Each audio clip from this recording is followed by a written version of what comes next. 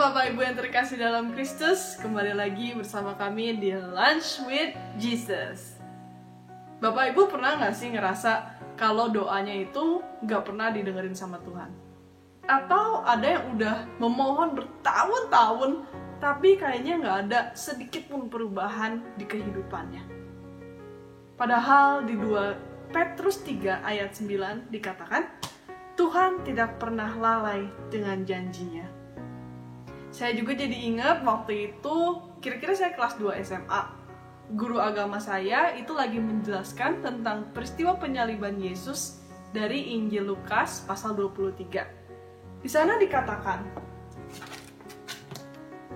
seorang dari penjahat yang digantung itu menghujat dia. Bukankah engkau adalah Kristus? Selamatkanlah dirimu dan kami. Tetapi yang seorang menegur dia, tidakkah engkau takut, juga tidak kepada Allah, sedang engkau menerima hukuman yang sama? Kita memang selayaknya dihukum, sebab kita menerima balasan yang setimpal dengan perbuatan kita. Tetapi orang ini tidak berbuat sesuatu yang salah. Lalu ia berkata, Yesus, ingatlah akan aku apabila engkau datang sebagai Raja. Dan di sini yang menarik itu respon Yesus setelahnya. Aku berkata kepadamu, sesungguhnya hari ini juga engkau akan bersama-sama dengan aku di dalam Firdaus. Di sini yang sangat ditekankan oleh guru agama saya adalah kata-kata hari ini juga. Di situ seolah menyiratkan kalau Tuhan itu gak pernah menunda-nunda sebenarnya untuk mendatangkan kebaikan di dalam hidup kita. Saya sendiri mengalami peristiwa ini beberapa tahun sesudahnya. Mungkin kira-kira tahun 2018 lalu, saya melayani di PD saya sebagai koordinator. Dan waktu itu saya datang ke pagian, PD saya mulai jam 7, saya datang jam 5 sore. Lalu saya mulai menyiapkan ruangan. Dan ruangan di PD kami itu terdapat 2 karpet besar yang biasanya kami gunakan satu saja. Untuk bayangannya, satu karpet itu bisa untuk 20 orang duduk dengan nyaman. Waktu itu saya karena sendirian di tempat, saya mulai aja langsung menyiapkan ruangan. Ketika saya membuka satu gulungan karpet, saya sambil buka gitu ya. Terus saya sambil lihat juga ke arah gulungan karpet yang satu lagi yang masih terlipat rapi. Entah kenapa, di dalam hati itu kayak saya bertanya dan ngomong sendiri dalam hati. Tuhan, kapan ya gulungan karpet kedua itu bakal dibuka? Dalam arti, kapan umat di PD saya akan bertambah? Lalu singkat cerita, jam 7 tiba. Dan kami mulai PD seperti biasa. Tapi hari itu, saya gak bisa fokus saat pujian dan penyembahan dimulai. Karena banyak banget orang-orang yang berdatangan. Ada saudaranya si ini, ada kenalannya si itu. Juga umat-umat yang udah lama gak datang ke PD itu datang hari itu. Lalu saya di tengah-tengah pujian dan penyembahan, sibuk dengan beberapa tim yang lain untuk membuka gulungan karpet yang kedua.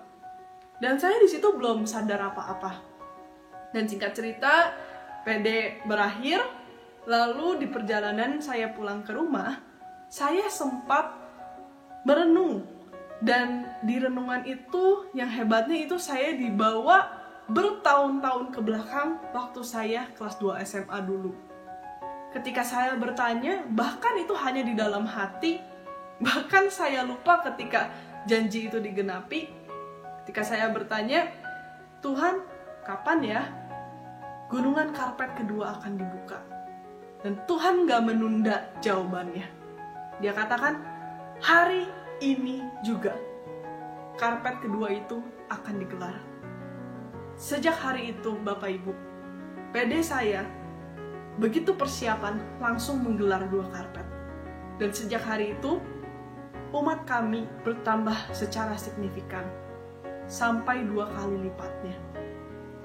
Dan dengan peristiwa yang saya alami ini, saya juga mau ajak Bapak Ibu sekalian untuk terus menggantungkan harapan-harapan kita dan terus berseru kepada Allah saja. Karena Ia adalah Tuhan yang tidak pernah lalai dengan janjinya.